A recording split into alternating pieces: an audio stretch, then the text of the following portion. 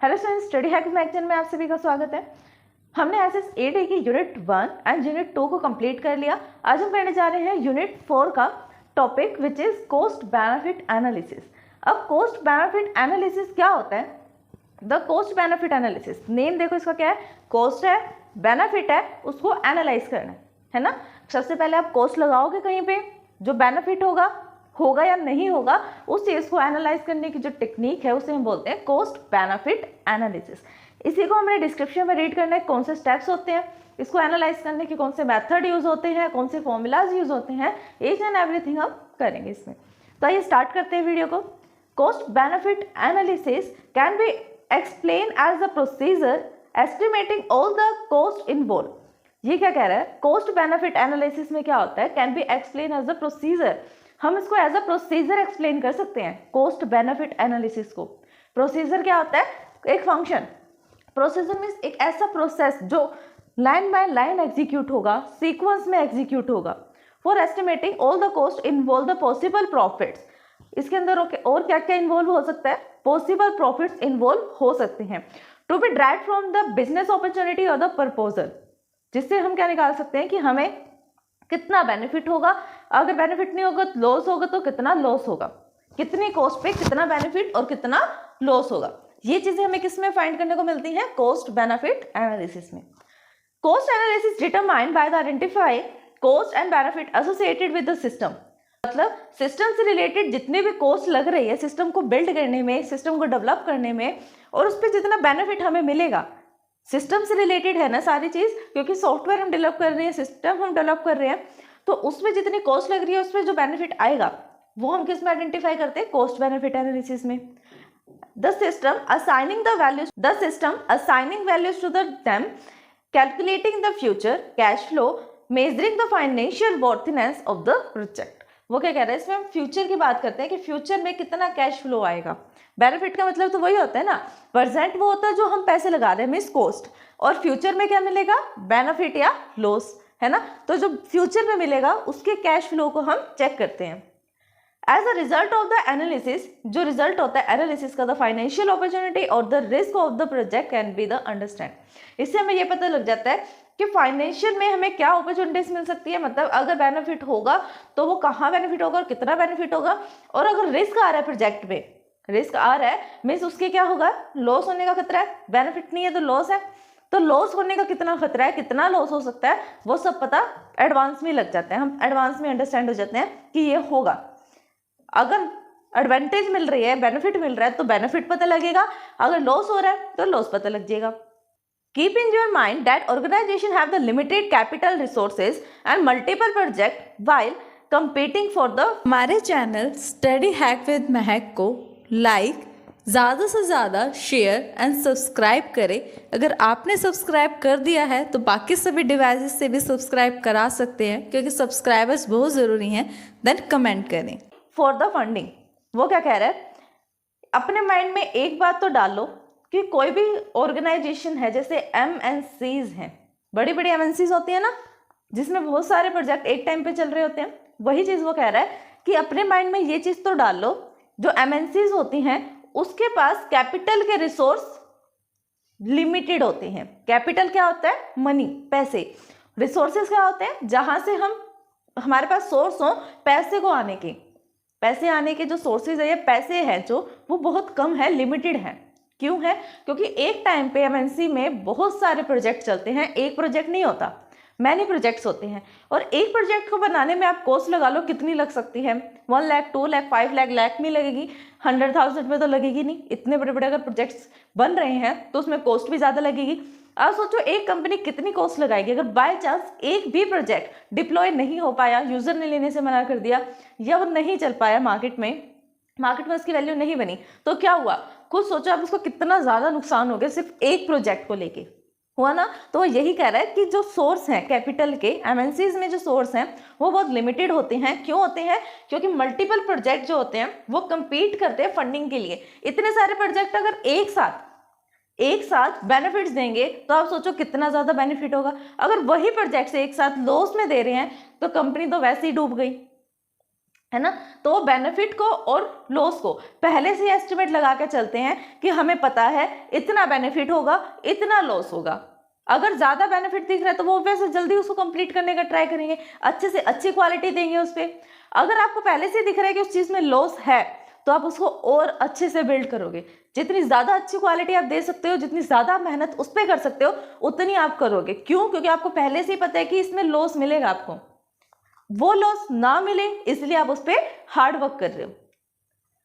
Next point में वो क्या कह रहा है, the more expensive projects the more रिजिस detail analysis should be.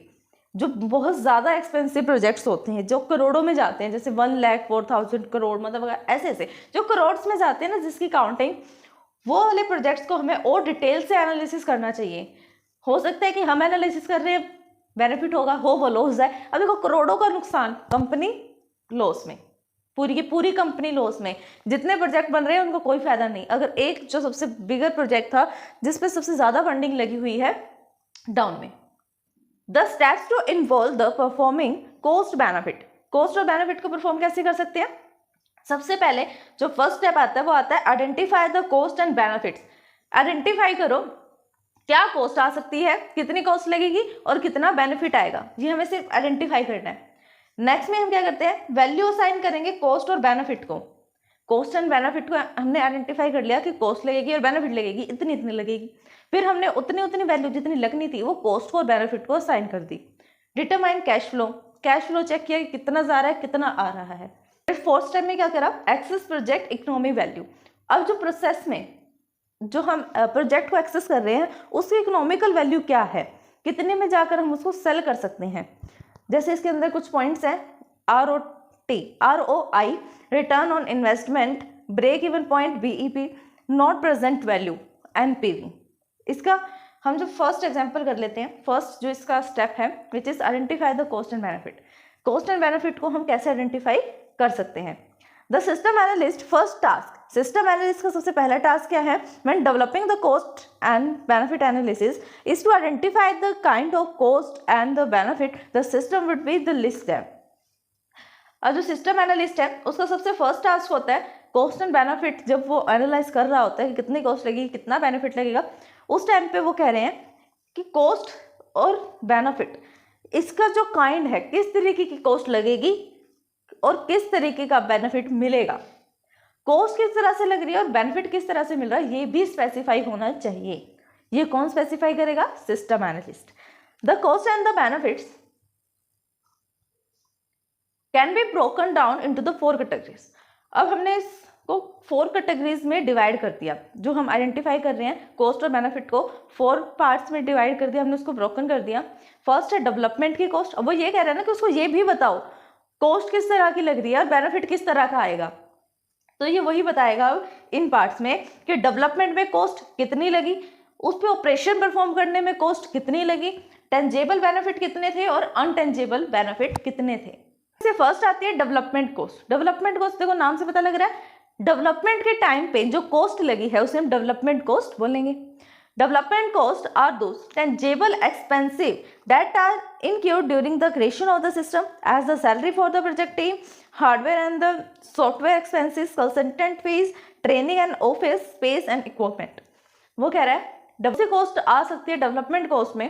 Development cost में जो डेवलपमेंट, जब सिस्टम या सॉफ्टवेयर प्रोजेक्ट कोई भी डेवलप हो रहा था उस टाइम पे जो कॉस्ट लगी है ना, उसको हम बोलेंगे डेवलपमेंट कॉस्ट। अब डेवलपमेंट कॉस्ट होता क्या है, ये टेंजेबल एक्सपेंसेस होते हैं। एक्सपेंसेस का मतलब क्या होता है, खर्चा। टेंजेबल का मतलब क्या होता है, ऐसा खर्चा जो हमें दिख रहा है कि ये तो होगा ही होगा, इसको हम मना नहीं कर सकते, ये इसको हम टाल नहीं सकते, इतना खर्चा तो होगा। वो होता है डेवलपमेंट कॉस्ट या टेंजेबल एक्सपेंसिव। कौन से ऐसे टेंजेबल एक्सपेंसेस हैं, जैसे प्रोजेक्ट जो टीम है प्रोजेक्ट बना रही है उसको सैलरी भी देनी है, वो तो देनी पड़ेगी। अगर प्रोजेक्ट के मेंबर्स उस पर वर्क कर रहे हैं तो उनको सैलरी भी चाहिए। हार्डवेयर है, सॉफ्टवेयर है जिसके थ्रू हम उसको बिल्ड करेंगे किसी भी प्रोजेक्ट को, उसके अलग से एक्सपेंसेस लगेंगे। कंसल्टेंट है, उसकी फीस लगेगी। ट्रेनिंग दे रहा है कोई, ऑफिस में जो स्पेस है, बेंच रखे हैं, हार्डवेयर वगैरह इक्विपमेंट रखे हैं, उन सब का खर्चा अलग लगेगा, है ना। तो ये सब आते हैं डेवलपमेंट कॉस्ट में। आता है ऑपरेशनल कॉस्ट। ऑपरेशनल कॉस्ट में क्या आएगा, तो operational cost are tangible cost that are required to operate the system, such as the salary for the operation staff, salary for the software license fees, equipment upgrade and communication charges, operational costs, uses throughput। वो क्या कह रहा है कि operational cost क्या होती है, ऐसे टेंजेबल कॉस्ट मतलब कॉस्ट पैसे जो लग रहे हैं, टेंजेबल मीन्स ऐसे पैसे जो हमें पता है कि लग रहे हैं, कंफर्म है कि लगेंगे। कौन से हो सकते हैं, जो ऑपरेटिंग के टाइम पे सिस्टम को चाहिए वो कॉस्ट लगेगी, जैसे कि ऑपरेशनल स्टाफ है, ऑपरेशन परफॉर्म कर रहे हैं तो स्टाफ को पैसे मिलेंगे। सॉफ्टवेयर लाइसेंस की फीस, सॉफ्टवेयर अगर हम बना रहे हैं, डेवलप कर रहे हैं तो उसका लाइसेंस भी होता है, जैसे कुछ पेड होते हैं सॉफ्टवेयर, MS ऑफिस है पेड है, वो उसका लाइसेंस हमें लेना पड़ता है ना, कि हम इसे यूज़ कर रहे हैं तो हमें इसका लाइसेंस चाहिए। तो लाइसेंस को लेने के लिए जो MNCs है उनको भी लाइसेंस चाहिए उसे यूज़ करने का, लाइसेंस की फीस अलग से गई। अगर हम किसी भी इक्विपमेंट को अपग्रेड कर रहे हैं तो उसमें फीस लगेगी, चार्जेस लगेंगे। ये सब चार्जेस किस में आते हैं, ऑपरेशनल कॉस्ट में। हमारे चैनल स्टडी हैक विद महक को लाइक, ज़्यादा से ज़्यादा शेयर एंड सब्सक्राइब करें। अगर आपने सब्सक्राइब कर दिया है तो बाकी सभी डिवाइसेस से भी सब्सक्राइब करा सकते हैं, क्योंकि सब्सक्राइबर्स बहुत ज़रूरी हैं। देन कमेंट करें। फिर नेक्स्ट आता है टेंजेबल बेनिफिट्स। टेंजेबल बेनिफिट्स का मतलब क्या है, बेनिफिट मीन्स फायदा, बेनिफिट का मीन्स क्या होता है, बेनिफिट मीन्स फायदा होगा। टेंजेबल जो दिख रहा है कि होगा ही होगा, कंफर्म है। Tangible benefits include the revenue that the system enable organization to collect, such as the increased sale। पहला बेनिफिट कौन सा हो सकता है, सेल इंक्रीज होगी। जो आप सॉफ्टवेयर बना रहे हो वो लगातार कंटिन्यूसली हाई इंक्रीज सेल में जा रहा है, हाई बेनिफिट्स पे जा रहा है, तो आपको पता है वहां से तो बेनिफिट आएगा ही आएगा, क्योंकि सेल इंक्रीज हो रही है। In addition to the system more enable to the organization avoid the certain cost leading to another tangible benefits, जैसे कॉस्ट सेविंग। पहला तो है सेव इंक्रीज हो रही है, जो सेल्स हैं उसके रेट्स इंक्रीज हो रहे हैं। फिर नेक्स्ट है कॉस्ट सेविंग, हो सकता है कि आपने कुछ सेविंग करी हो कॉस्ट में से, वो भी आपका बेनिफिट में काउंट होगा। तो ये सब जितने भी आएंगे इन्वेंट्री में या स्टाफ की सैलरी कम दी आपने, जो भी आपने सेविंग करी है वो टेंजिबल बेनिफिट्स में आएगा। और एक चीज क्या आएगी, सेल इंक्रीज होना। Untangible, intangible cost of project can also affect the organization bottom line by line reaping intangible benefits. Intangible costs and benefits are more difficult to incorporate the cost benefit because they are based on the intuitions and brief rather than the hard numbers. None of less than should be with the tangible items. Tangible हमने क्या बोला था, tangible जो हमें पता है कि होगा ही होगा, तो इसका अपोजिट intangible का मतलब क्या होगा, हमें पता नहीं कि वो होगा या नहीं होगा, हो भी सकता है नहीं भी हो सकता, तो पॉसिबिलिटी में चले। कुछ ऐसे कॉस्ट भी हो सकती है, कुछ ऐसी बेनिफिट्स भी हो सकती हैं। कॉस्ट भी ऐसी हो सकती है जो हमें नहीं पता कि लगेंगे या नहीं लगेंगे, एंड टाइम पर कॉस्ट लग जाए। कुछ ऐसे बेनिफिट्स भी हो सकते हैं जो हमें नहीं पता कि बेनिफिट लगेगा या नहीं लगेगा, हो सकता है बेनिफिट मिल जाए। तो ये था हमारा first topic, cost benefit analysis में identify the cost and benefit first है। अगर इस वीडियो को समझने में आपको कोई भी डाउट आता है देन आप हमें कमेंट कर सकते हैं। Thanks for watching my video.